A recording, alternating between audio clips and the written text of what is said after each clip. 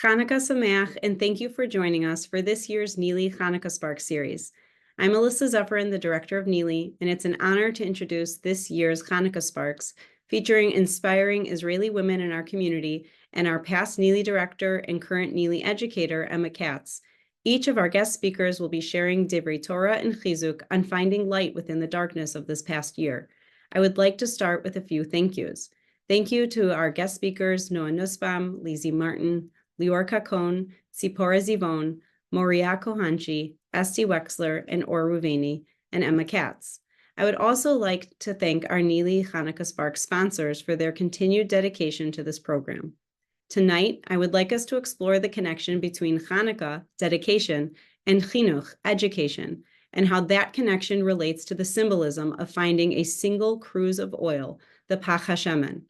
The celebration of Chanuka commemorates the pause in fighting during the Maccabean revolt, when the Maccabees regained control of the temple from the Seleucid Greeks, who had completely defiled the temple with pagan rituals and rites. The Maccabees purified the temple of those pagan practices and rededicated the temple to God after searching and finding a single cruse of oil, the famous Pach HaShemen, with which to light the temple menorah, which miraculously lasted for 8 days. Chanuka, often translated as rededication, shares the same root word as chinuch, education. What then is the connection between rededication and education? Each year, our celebration of Chanuka continues to raise an important question in our own lives. What are we willing to dedicate our lives to today? Perhaps the answer is embedded in the connection to chinuch, education. Rabbi Jonathan Sachs writes that over time, Chanuka became connected with the word chinuch. What we rededicated, though, was not a physical building alone, the temple, but living embodiments of Judaism, namely our children, our students, the people to whom we teach and hand on our heritage and values. Throughout Jewish history, the Jewish people have been faced with threats of annihilation. At the Pesach Seder, we say in the paragraph of Vihisha Amda that in every generation, our enemies rise up against us. In every generation, the Jewish people have fought against the odds to rebuild Jewish life from the remnants and through our dedication to the Jewish future.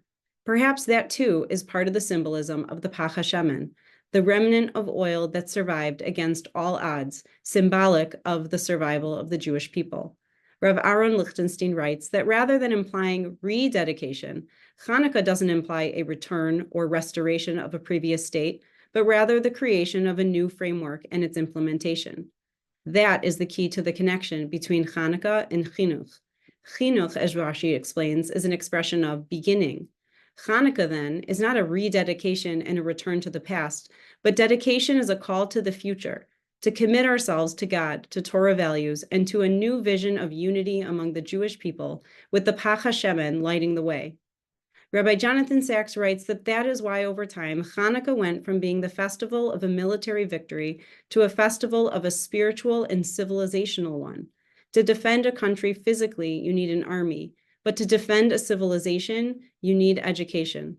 Over the past 15 and a half months of the war, we have witnessed countless examples of dedication to Am Yisrael, to Medinat Yisrael, and to the future of the Jewish people, culture, and values that are instilled through education. We hope and pray that this Chanuka brings desperately needed light to Am Yisrael, a light that brings new dedication and vision to the next chapter of our Jewish story. Like we say in the brachot before the Shema, Or Chadash al Tzion Ta'ir, V'niskeh kulanu mehera le'oro. May a new light shine upon Zion, and may we all soon merit to experience that light. Chanuka Sameach.